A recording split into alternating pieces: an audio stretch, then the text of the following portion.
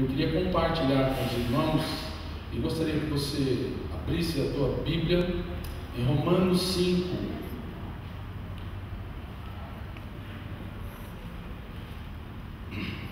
Carta de Paulo à igreja de Roma, capítulo 5. Quem quiser ganhar um galardão aí, um copinho de água. Romanos 5, a partir do 1, diz assim: justificados, pois, mediante a fé, temos paz com Deus, por meio de nosso Senhor Jesus Cristo, por intermédio de quem obtivemos igualmente acesso pela fé a esta graça na qual estamos firmes e gloriamo-nos na esperança da glória de Deus. E não somente isso, mas também nos gloriamos nas próprias tribulações, sabendo que a tribulação produz perseverança, e a perseverança, experiência, e a experiência, esperança. Ora, a esperança não confunde, porque o amor de Deus é derramado em nosso coração pelo Espírito Santo que nos foi outorgado. Até aí.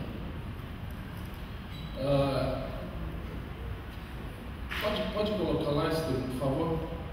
Nós vamos falar, não necessariamente sobre esse texto, mas dois tópicos aqui do que esse texto fala. Esse texto, ele fala sobre a vida cristã, um processo da vida cristã. A gente aceita Jesus e no primeiro momento a gente se diz que a gente é neófito, é novo na fé, e tudo para a gente é maravilhoso. A gente quer evangelizar todo mundo, a gente quer dizer para todo mundo da novidade de vida, das boas novas que foram faladas para a gente, aquilo que a gente aceitou, que de fato agora é Jesus para a gente. Então, esse momento, Jesus para a gente, Ele é o nosso Salvador. Ele traz novamente alegria, Ele traz alento, Ele traz conforto. Passado os tempos, a gente vai entrando em contato com algumas realidades que a gente não gostaria de entrar. Como antigamente a gente já tinha essas realidades, e muitas vezes a gente pensa, que porque nós estamos com Jesus, então agora a gente não precisa mais passar por isso, porque se Ele é o médico, Ele já tem o antídoto, então a gente não precisa demorar tanto tempo para ficar doente. Se Ele é o dono do ouro e da prata, a gente não precisa passar por necessidades financeiras. Se Ele é paz, nós não precisamos ser oprimidos. Então a gente começa a questionar muitas coisas. E o que a palavra de Deus diz aqui é que existe um processo e que todos nós temos que passar. E esse processo aqui, o apóstolo Paulo, que já estava vivenciando isso, que estava passando isso, ele fala sobre esse processo de crescimento da vida cristã. Então ele diz que nós temos no final de tudo a esperança e no início de tudo o sofrimento. Então eu queria fazer um paralelo com esses dois. Pode colocar isso? Está indo? Então nós vamos falar sobre sofrimento e esperança. Está indo isso? Então, quando eu me deparo com esse texto, eu sou sempre levado a entender que não tem saída, que não tem para onde eu correr, que eu tenho um alvo. Quando o apóstolo Paulo fala, prossigo para o alvo. Quem é o nosso alvo? Jesus. Jesus é o nosso alvo. Jesus é a nossa medida. Jesus é a nossa referência, é para onde nós olhamos, é para onde nós vamos. Então, muitas coisas vão acontecer para que a gente saia desse alvo, a gente não acerte esse alvo. E cada um de nós vai usar uma arma, vai usar uma estratégia. Cada um tem um jeito de ser, uns são mais devagar, outros são mais rápidos. Uns aprendem fácil, outros demoram. Uns são ágeis, outros são mais lentos.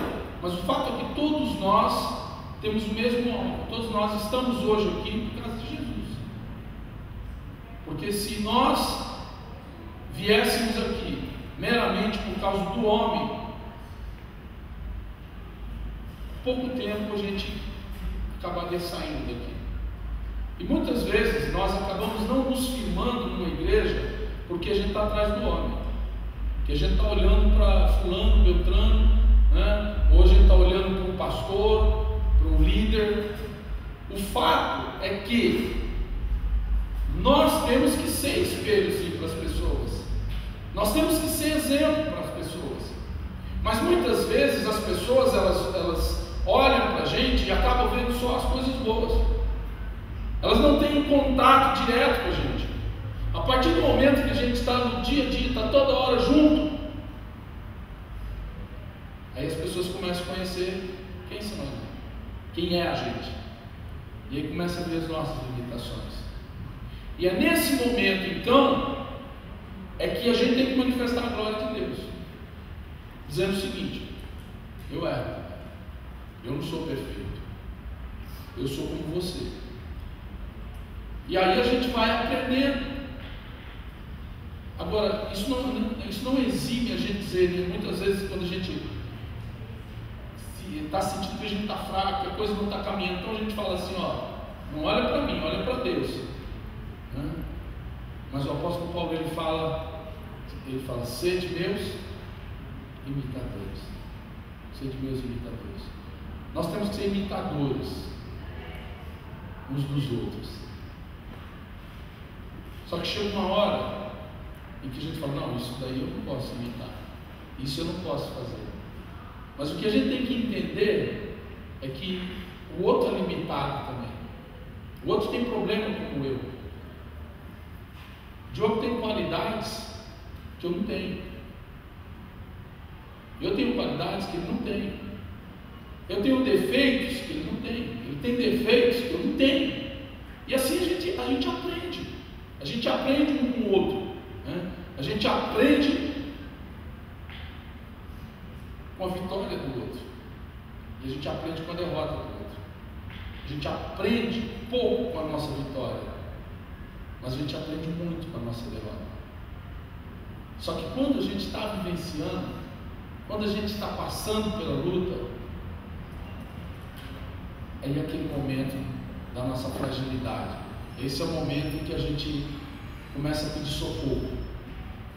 Então, quando a gente está sozinho, quando a gente não tem ninguém para pedir socorro, a gente se desespera, a gente fica maluco, a gente não sabe o que fazer. Eu penso, queridos, que a igreja é aquilo que eu comecei a falar, é o nosso centro de sanidade, ela tem que ser o nosso centro de sanidade. E saber que existem pessoas enfermas também na igreja, que existem também líderes enfermos, e que a nós não cabe o juízo, porque o nosso juízo ele é muito rápido. Eu sou muito rápido em julgar uma pessoa, em julgar uma atitude, o erro da pessoa. Mas quando nós que somos os réus, nós queremos misericórdia. Nós queremos que todos nos tratem com amor. Nós queremos que todos possam entender as nossas fraquezas, entender as nossas limitações e agir com amor como Jesus faz. Mas muitas vezes nós não agimos. Esse texto ele mostra esse processo, e que infelizmente, irmãos, não tem como a gente fugir do sofrimento da nossa vida. Vira para o teu irmão que está do lado aí e fala assim, ó, não tem como você fugir do sofrimento. Não tem como você fugir do sofrimento.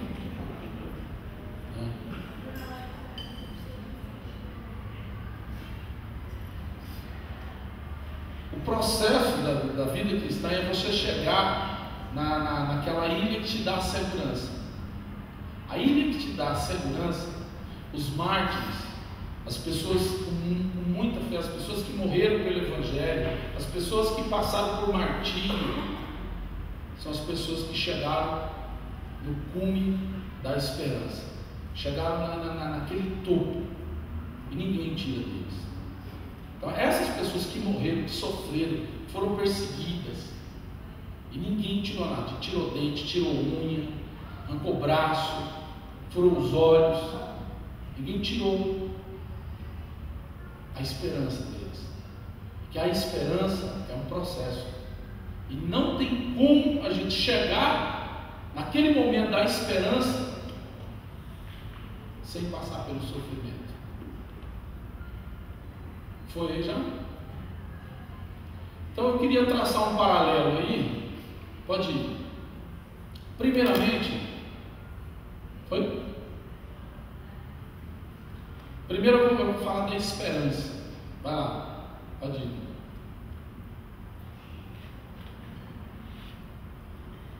Foi?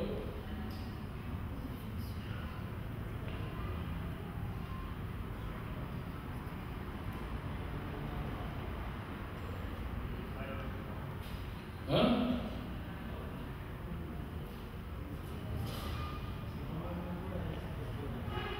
Como é que é? Vocês têm que esperar um pouquinho.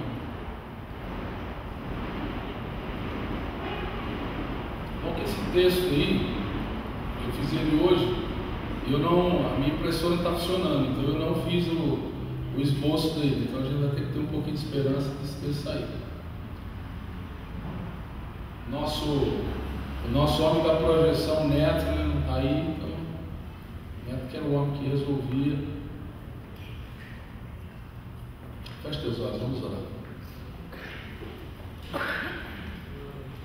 Deus Pai de graça, misericórdia, nós queremos te louvar. Queremos te louvar a despeito de tudo que nós estamos passando, que nós estamos vivendo. Tu conhece cada um aqui, Pai. Tu conhece cada vida, cada coração, cada família. Tu sabe que a gente está passando no nosso íntimo. Tu sabe os conflitos que nós estamos vivendo com a gente mesmo, os conflitos que a gente está vivendo nas nossas casas, no serviço, na nossa profissão, no nosso ministério. Pai, no nome de Jesus, eu quero orar para que o Teu Espírito, Pai, possa trazer alento às nossas almas, que o Teu Espírito possa falar ao nosso coração, que nós possamos, ó Pai, entender, ó Pai, que o Senhor está no controle, Pai. Muitas vezes, Senhor, o nosso coração, ele se abate. Muitas vezes nós ficamos fracos, sem saber o que fazer, sem saber para onde correr. A Tua palavra diz que só Tu tem palavras de vida eterna. Só o Senhor tem a resposta, Pai. Cada um, Senhor, aqui, meu Deus, que entrou hoje, nessa noite, Pai, pedindo uma resposta, Pai. Que no nome de Jesus, o Teu Espírito, Pai, o Teu Espírito venha de encontro ao coração de cada um de nós, Pai. Eu entrei aqui, Pai, esperando de Ti, Pai, um acalento, um toque, esperando do Senhor, ó Pai, um renovo, Pai. Cada um de nós, ó Pai, espera em Ti, Senhor. Por isso nós estamos aqui, Senhor. No nome de Jesus, Pai, no nome de Jesus. Vem de encontro, Pai, vem de encontro a cada um aqui, Pai. Que a gente não saia, Senhor, deste local como a gente entrou, Pai. Que o Teu Espírito, Pai, venha de encontro ao nosso coração, venha trazer paz, venha trazer conforto, venha trazer esperança, venha trazer fé, no nome do Senhor Jesus Cristo, Pai, no nome do Senhor Jesus Cristo. Fala conosco, fala com cada um de nós, Pai. Ministra, Pai, continua falando, Pai, tem ministrado as nossas vidas aqui na adoração, no louvor, ó Pai. Testemunho, Pai. Tu tem falado conosco, Pai. Continua a ministrar, Pai, no nome de Jesus, para a glória do Teu nome, Pai. Amém. Foi.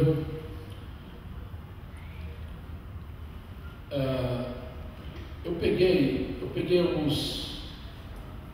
algumas definições daquilo que é a esperança. Eu quis começar pela esperança, porque a gente não gosta de sofrimento, né? Ninguém gosta de sofrer. Eu não gosto de sofrer. Ninguém gosta de sofrer. Nem fazer tatuagem eu gosto. Eu faço porque eu sou teimoso, porque eu não obedeço minha mãe. Ninguém gosta de sofrer. E se alguém está gostando de sofrer, essa motivação, ela pode ser uma motivação patológica, doentia, ou é um sofrimento que vai levar em alguma coisa bacana lá na frente, alguma coisa gostosa, alguma coisa prazerosa, uma recompensa. Mas o sofrimento pelo sofrimento, o sofrimento sem um porquê, sem uma resposta, ninguém gosta. Então, eu peguei algumas definições aí. O Peter Anderson ele diz assim: a esperança é a abreviatura bíblica de certeza incondicional. A Bíblia, você lê a Bíblia, se você vê o que fala na Bíblia, então a esperança para nós é uma certeza incondicional, ou seja, ninguém tira, ninguém rouba. O Richard Sides, ele fala assim: a natureza da esperança é esperar no que a fé crê. O que a tua fé crê? Em quem você crê? É nisso que você espera. Aí é que está a nossa esperança. Se for no homem, a gente muda de igreja. Se for em Deus, a gente continua em qualquer lugar. A gente pode estar numa ilha, né? A gente continua acreditando, porque a nossa esperança está em Deus. A gente vê a limitação do homem. Não estou dizendo que a gente não tem que mudar de igreja, não é nada disso. Mas quando a gente simplesmente fala assim, o pastor Ismael pisou na bola comigo, então eu vou embora, eu migro, né? Pois se nós somos um corpo, né? O corpo não pode dizer, meu pé fala assim, eu não quero aquele pé esquerdo porque tem muito calo, eu sou mais bonitinho, eu vou embora, arruma outro pé bonito. O corpo não é assim. Vai lá. Romanos fala assim: porque em esperança fomos salvos. Ora, a esperança que se vê não é esperança, porque o que alguém vê, como esperará? Então, a gente não vê. A esperança é crer, né, na nossa fé. Então a gente não vê nada. Muitas vezes é aquele negócio, é a fé de Tomé. Eu tenho que ver para crer. Você não tem que ver. Quando a gente espera em Deus, talvez a gente nem veja, viu, irmãos? Tem coisa que a gente não vai nem ver. Tem coisa que nós vamos ser levados para agora e não vamos entender. Porque a gente quer ficar entendendo tudo, né? A gente quer ficar entendendo por que está acontecendo isso, por que eu estou.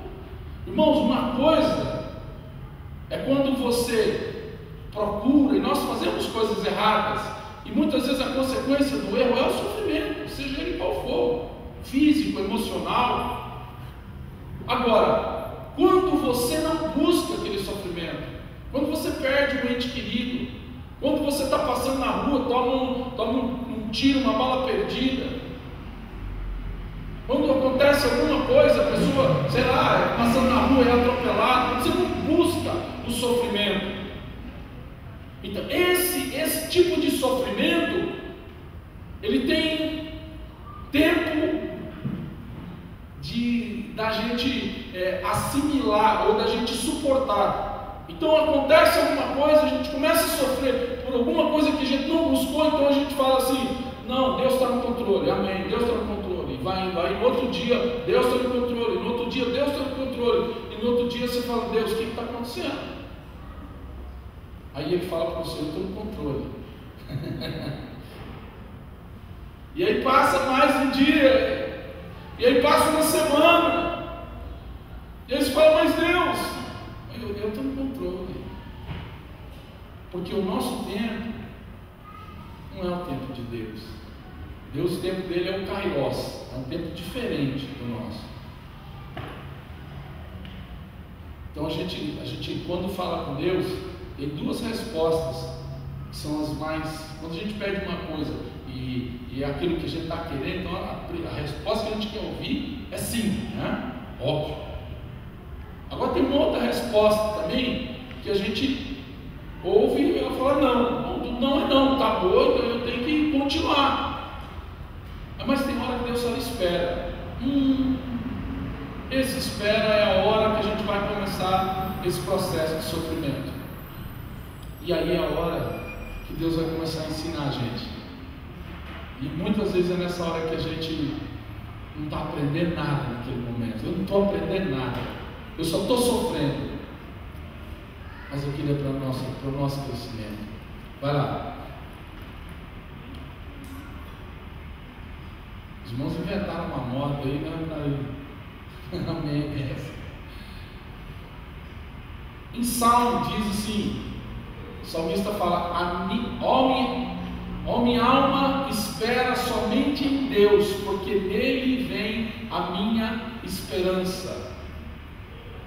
O salmista entendeu, né, que a esperança é só Deus que traz.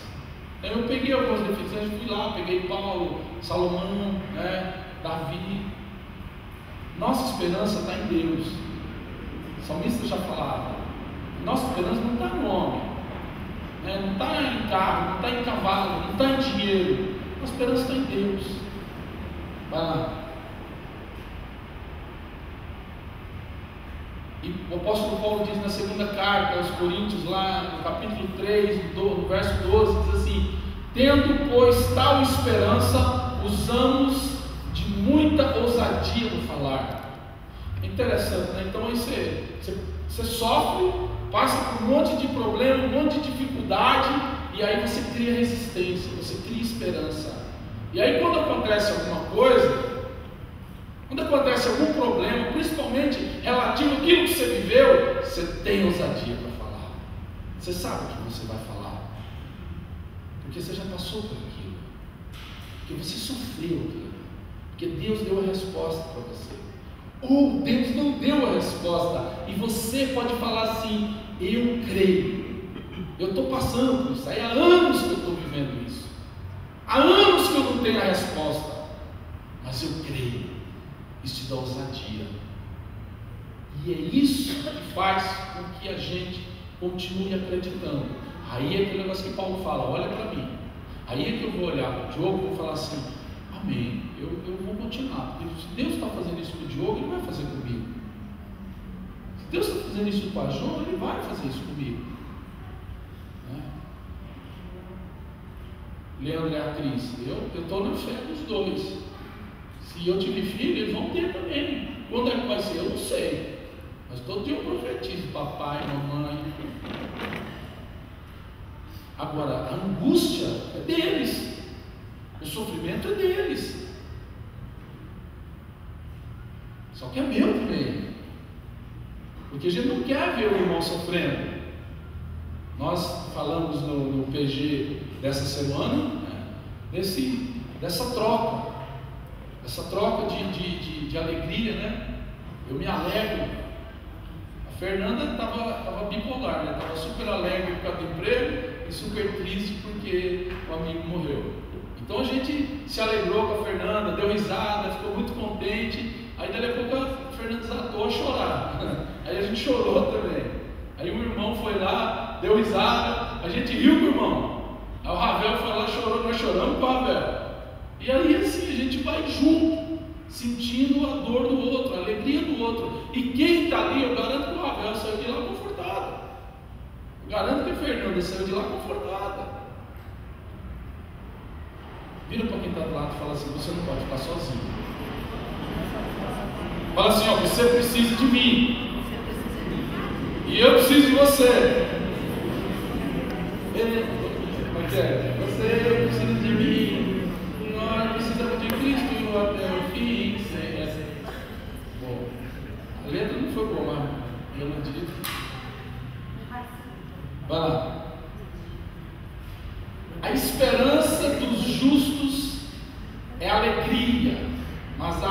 expectação dos perversos perecerá. Nossa esperança é alegria, nos traz alegria, nos deixa alegria. Mas essa alegria, queridos, é aquela que Paulo fala. Não é alegria de ficar coçando os dentes, né? Tem hora que você não consegue sorrir. Tem hora que a luta é tão difícil, a tribulação é tão difícil que você não consegue, você fica batido. Mas você não fica prostrado, porque você tem esperança, porque Deus está no controle. Queridos, é muito difícil a gente sofrer, colocar uma máscara, sair, você está sofrendo, você está com aquela dificuldade, principalmente até quando é com o outro, né? Quando é com o filho, quando é com o cônjuge, quando é com o pai, quando é com a mãe, quando é com um amigo muito chegado. Aquele negócio você não pode fazer nada, você não pode fazer nada, só ora. É interessante que tem vezes que a gente está sofrendo, posta lá manda no Face, manda lá no e-mail, no grupo, ó irmão, ora aí que a gente está passando uma luta aí, vamos orar. Então assim, o irmão está sofrendo, vai entender como é que é o sofrimento do irmão. E muitas vezes a gente pede por amigo. A Rosana postou lá que os filhos dos amigos. A gente sofre porque como se fosse nosso filho também. Aí a gente vai orar para uma pessoa que a gente nem conhece. Aí sai lá, todo mundo orando. Por pessoas que a gente não conhece. É dividir o jugo, dividir o sofrimento, mas dividir a alegria. Né? Vai lá. Aí algumas reflexões. A esperança, ela nos dá firmeza na fé, convicção. A esperança nos dá paciência para suportar as tribulações pelo Evangelho. Muitas vezes nós somos zombados, passamos por chacota. Então tem hora que você perde a estribeira. Aí você acaba falando besteira, aí a pessoa fala, tá vendo? É isso mesmo, tá vendo? Aí quando a gente segura calado, passa aquela humilhação, passa aquela situação assim, e é difícil a gente entender, né, algumas coisas assim, até na hora você fala, meu Deus, por que eu não falei nada? Por que eu não disse alguma coisa? O Espírito Santo, na hora que cala a gente, para quê? Para que a gente possa testemunhar pelo Evangelho. A nossa esperança é em nosso Senhor Jesus Cristo. Queridos, é só nele. Eu me espelho em você, mas a minha esperança é em Cristo. Eu olho em você, naquilo que Deus está forjando, o caráter dele em você, e isso é visível para a gente, e aquilo que Deus está fazendo em você, eu recebo. Eu compartilhei com os irmãos no pequeno grupo, né, e daquilo que eu vejo assim. É porque minha mulher está aqui, mas assim, eu vejo o caráter de Cristo na minha sogra. Como eu vejo como Deus age. Cada vez que a gente vai lá para Havaí, para mim é um aprendizado. Como assim, o amor de Cristo na vida dela, né, as qualidades, a gente vê, e existem qualidades nas pessoas que nem as pessoas sabem que tem. E qualidades que a gente vê que não é natural. É Deus agindo na pessoa. E a gente vai buscar essa qualidade nela, vai ver que isso é o manifestar do caráter de Deus na vida da pessoa. Mas não é na pessoa a minha esperança. A esperança minha é em Jesus.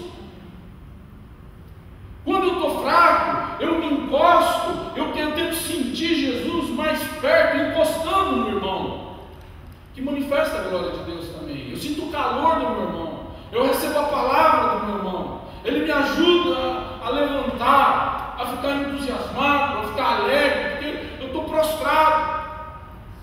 Eu sempre falo esse testemunho, foi um dos mais difíceis da minha vida. Foi quando o Mateus pegou meningite, eu não aguentava, mas ali também estava no caco, a gente ficava 12 por 12 lá no hospital. Primeiro dia, segundo dia, já foi indo, chegou uma hora que eu não sabia mais orar, não sabia mais o que falar, o que me acalentava eram os irmãos. um falar alguma coisa, e assim, é tão interessante que a gente tem hora que fala assim, eu não vou falar isso para o irmão, é tão óbvio, ele sabe disso, mas tem hora que a gente está tão fragilizado, você fala, Deus, fala comigo, aí vem o irmão do nada, que aí Deus fala para o irmão, fala assim, ó, vai lá e fala para aquele irmão lá, que Jesus ama ele. Aí a gente fala com Deus, mas Deus, Ele sabe, isso é uma coisa tão simples. Mas quando Deus falar com você, obedece. Pode ser a coisa mais simples, pode ser o recado mais simples, mas é a hora que a pessoa está querendo.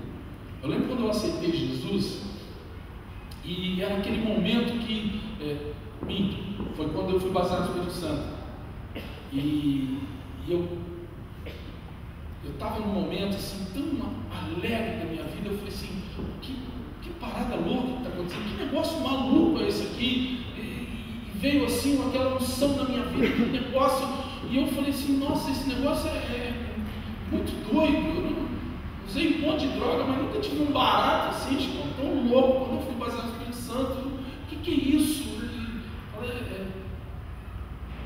É do Senhor, eu estou em dúvida, né? É do Senhor mesmo, pai. Aí quando eu estou lá assim, ajoelhado, chorando, alegre, sabe, se eu chorasse, eu dava risada, e lá minha língua enrolava, eu falava uns negócios estranhos, eu estava com medo, mas eu estava alegre. Aí uma hora eu falo, Deus, é o Senhor mesmo. Aí eu sinto aquele toque na minha mão, na minha cabeça, assim, aquele carinho, assim. Nossa, eu falei, nossa, Jesus me acariciando. Senti assim mesmo, Jesus me acariciando. Aí eu olhei, quando eu vi, era uma velhinha assim, não, filho,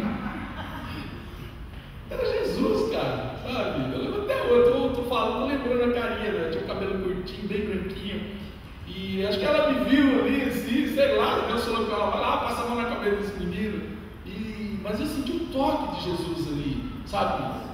Me acalentando mesmo. Eu falei, não, é dele, é de Deus isso daqui, vai lá. Eu queria falar um pouquinho de sofrimento, vamos lá. Algumas vezes, essa é uma frase de um anônimo, que diz assim, algumas vezes Deus precisa nos derrubar de costas para que olhemos para cima. A gente vai, pá, de costas, porque a gente está aqui olhando para o nosso umbigo, olhando para os nossos problemas, mas cadê a resposta? Onde é que está? Onde que é o negócio? De vez em quando eu estou em casa assim, não está. Aí minha mulher fala, está na tua frente, mas a gente não vê, né? Então tem hora que a gente está assim, aí Deus, a gente cai aquele tom e fala, ô Deus, brincadeira, né? Então, agora você está olhando para mim, né? Agora sim. Vai lá. Aí algumas definições de homens de Deus, pessoas que passaram por muito sofrimento. John Stott, teólogo, pastor, ele dizia assim, afirma que alguma forma de sofrimento é praticamente indispensável para a santificação, para a gente ser separado, santificado, purificado. A gente precisa passar pelo sofrimento. Charles Studd foi um jogador de cricket na Inglaterra, lá é um esporte muito popular, e esse cara, além de ser muito famoso jogando cricket, ele também era de uma família muito rica. E esse cara ganhou uma herança, na herança ganhou um castelo, muito dinheiro, só que esse cara era um missionário. Ele foi para o campo, foi para a China, para a Índia, passar fome, luta, e quando ele ganhou a herança dele, aquele castelo, tem um livro dele, tem a foto do castelo, e esse cara deu tudo para missões, tudo. Aí eu não sei o que era um negócio que tinha sobrado lá, aí ele falou, deixa isso aí, a mulher dele, aquela ali era o problema. Eu falei, não, você falou que era tudo. E eles viveram pela fé, um testemunho muito bonito. E o Charles Stanley fala o seguinte, não se conhece o homem por sua animação, mas pela quantidade de sofrimento verdadeiro que ele é capaz de suportar. Irmãos, eu confesso, eu não sou capaz de suportar muito sofrimento, não. Eu tenho até medo. A gente precisa aprender a passar pelo sofrimento, porque a gente manifesta a glória de Deus quando a gente fala, quando a gente auxilia, quando a gente é bênção na vida do irmão, né? Pelos sofrimentos que a gente viveu. C.S. Lewis, um teólogo, ele diz: o verdadeiro problema não está na razão, porque algumas pessoas piedosas, humildes e crentes sofrem, mas porque algumas não sofrem. Então, é uma teologia complicada até, mas é isso que a palavra fala. Se você não sofrer, tem um problema, porque para você chegar lá na esperança, você vai sofrer de alguma maneira ou de outra. Você vai aprender com a dificuldade, com a tribulação, com a luta, com o problema, que você é limitado. Vai lá, só pode ir. Pode ir. Eu vou trabalhar 4 pontos aí. No sofrimento, Deus nos consola. Abre a tua Bíblia lá em Mateus 4, 5. Mateus 4, 5. Diz assim. Mateus 5, 4, versículo 4, versículo 10. Mateus 4, 5. Não. 5. O que eu pus lá? É isso, não, tá certo. 5, 4. Bem-aventurados os que choram, porque serão consolados. Que choro. A gente só chora, e esse choro é choro de sofrimento. É choro de sofrimento. Então, se você está chorando, você é bem-aventurado, você é alegre, porque Deus vai te consolar. Lá no verso 10: bem-aventurados os perseguidos por causa da justiça, porque deles é o reino dos céus. O que são os perseguidos por causa da justiça? É quando a gente vive o Evangelho, quando a gente não vai mentir, quando a gente fala: eu não vou me envolver nisso, eu não vou fazer isso, eu vou fazer o que é certo, eu vou fazer o que é justo. Aí você vai ser perseguido, seja por um parente, seja pelo patrão, seja por um amigo, seja por quem for. Você vai ser perseguido. Você pode até ser perseguido pelo teu companheiro, pelo amigo. Você é bem-aventurado. O verso 12: regozijai-vos e exultai, porque é grande o vosso galardão nos céus, pois assim perseguiram os profetas que viveram antes de vós. Você não é o único que sofre. Vira para quem está do lado e fala: você não é o único que sofre. Você não está sozinho. Aliás, fala assim: bem-vindo, viu? Estamos juntos. Estamos juntos. Vai lá, bota lá. Outro texto é Isaías 61:2. Isaías 61:2.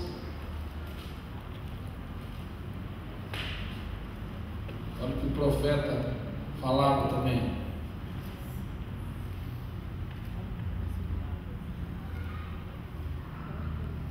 E apregoaram o ano aceitável do Senhor e o dia da vingança do nosso Deus, consolar todos os que choram. Quem é que foi chamado isso? O próprio Jesus. E agora o Espírito de Deus é sobre nós, e nós somos chamados a consolar os que choram. Jesus é aquele que nos consola, e Ele agora nos usa também como instrumento dele para consolar os que choram. E para quem está do lado, fala assim: eu estou aqui para te consolar. Pode chorar. Vai lá. 2. Abre a tua Bíblia lá em Atos capítulo 5. Quem sofre tem que se achar digno. Atos, capítulo 5, 41. Olha lá o que os discípulos estavam passando e o que aconteceu. E eles se retiraram do sinédrio, regozijando-se, alegrando-se por terem sido considerados dignos de sofrer afronta por esse nome, pelo nome de Jesus. Então, se você acha que você é um servo de Deus, você é cristão, você vai sofrer afronta, você vai ser zombado. Muitas vezes nós vamos servir de chacota. As pessoas vão chamar a gente para fazer alguma coisa, para participar de alguma coisa, e falar assim: não, muito obrigado, não. E aí a gente vai passar por humilhação, deboche. Isso, você está passando por isso porque você é digno. A gente tem que estar alegre com isso. Gente, parece brincadeira, né? Mas é isso. Isso é um nível que a gente precisa chegar. Eu não cheguei. Talvez alguns aqui chegaram. E quem chegou ajuda a gente. Tem gente que a gente vê que tem um nível de vivência, de aprendizado. E querido, isso aí não tem nada a ver com conhecimento da palavra, necessariamente conhecimento da palavra. Eu digo pela pessoa que é analfabeta, que nunca leu a Bíblia, mas aquela que ouviu, aquela que tem nela o Espírito Santo, aquela que consegue manifestar isso através da sua fé. Vai lá. 3. O sofrimento é privilégio. Lá em 1 Pedro 4 fala sobre esse privilégio. 1 Pedro 4, do verso 12 ao 19. Olha lá o que fala: Amados, não estranheis o fogo ardente que surge no meio de vós, destinado a provar-vos, como se alguma coisa extraordinária vos tivesse acontecido. Pelo contrário, alegrai-vos. Quando você é provado, você tem que se alegrar, na medida em que sois co-participantes dos sofrimentos de Cristo, para que também na revelação da sua glória vos alegreis exultando. Se pelo nome de Cristo sois injuriados, bem-aventurados sois, porque sobre vós repousa o Espírito da glória e de Deus. Não sofra, porém, nenhum de vós como assassino, ou ladrão, ou malfeitor, ou quem se intromete em negócio de outro. Mas, se sofrer como cristão, não se envergonhe disso. Antes, glorifique a Deus com esse nome, porque a ocasião de começar o juízo pela casa de Deus é chegado. Ora, se primeiro vem por nós, qual será o fim daqueles que não obedecem ao Evangelho de Deus? E se é com dificuldade que o justo é salvo, onde vai comparecer o ímpio? Sim, o pecador. Por isso também, os que sofrem segundo a vontade de Deus, encomendem a sua alma ao fiel Criador na prática do bem. Nós vamos continuar fazendo o que é bom, nós vamos continuar sofrendo, nós vamos continuar crendo, nós vamos continuar na prática do bem. Nós não vamos olhar para trás, nós não vamos olhar o conselho do ímpio, nós não vamos pegar a cisterna, nós não vamos pegar atalho, nós não vamos no caminho mais fácil. Nós vamos continuar crendo, nós vamos continuar acreditando que Deus está no controle. 4.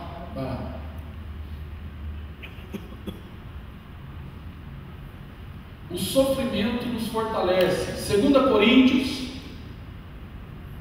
carta de Paulo, segunda carta de Paulo à igreja de Corinto, ele diz o seguinte, lá no capítulo 12.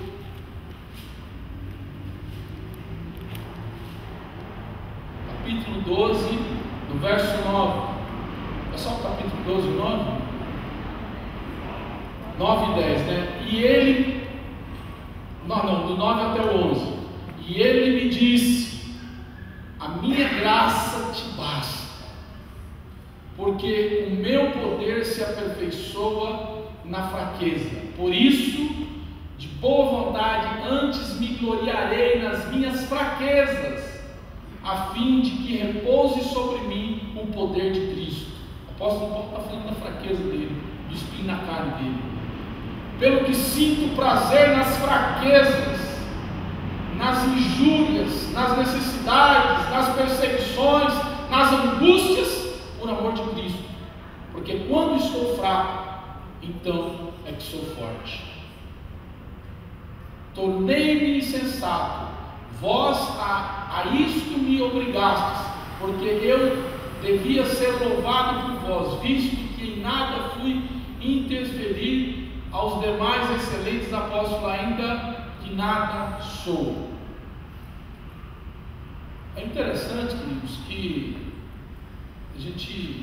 a nossa visão de que agora eu estou bem, eu estou indo no monte, eu estou orando a Bíblia tantas vezes, eu estou lendo a Bíblia tantas vezes, estou orando tantas vezes, eu estou fazendo isso, eu estou fazendo obra social, eu estou forte, eu estou bem. Muitas vezes, queridos, é que a gente está olhando para a gente mesmo. Aí quando eu olho para mim, eu não olho para Jesus. Aí é que eu vou ter que cair de costas para olhar para Ele. É interessante, né, essa dicotomia, que para eu estar forte eu preciso estar fraco. Eu preciso estar fraco. E o fraco aqui que ele está dizendo é o seguinte: é quando eu não olho para as minhas forças, é quando eu vejo que já não tem mais jeito, não dá para fazer mais nada, eu já fiz de tudo, as minhas forças se foram, e aí eu falo: tá bom. Aí Deus começa a agir, agora Ele começa a agir. Quando eu sinto de fato, agora eu falo assim: olha, eu estou sem força, eu estou fraco, eu não tenho mais nada, eu não posso fazer mais nada. Aí quando Deus começa a agir na nossa vida. Vai lá. Se Deus não agir, se Deus não agir no sofrimento, nós ficaremos amargurados e desencorajados. Se quando a gente passar por um sofrimento, não for Deus que agir, queridos, a resposta disso é amargura, é desencorajamento. Então, para a gente lembrar, primeiro, no sofrimento Deus te consola. Vira para quem está do lado e fala assim: Deus te consola no seu sofrimento. Segundo, quando você sofrer, se acha digno. Vira para quem está do lado e fala: quando você sofrer, se acha digno. O sofrimento é um privilégio. Vira para quem está do lado e fala assim: você é privilegiado. Que palavra é essa, meu Deus? Para acabar, o sofrimento te fortalece. O sofrimento te fortalece.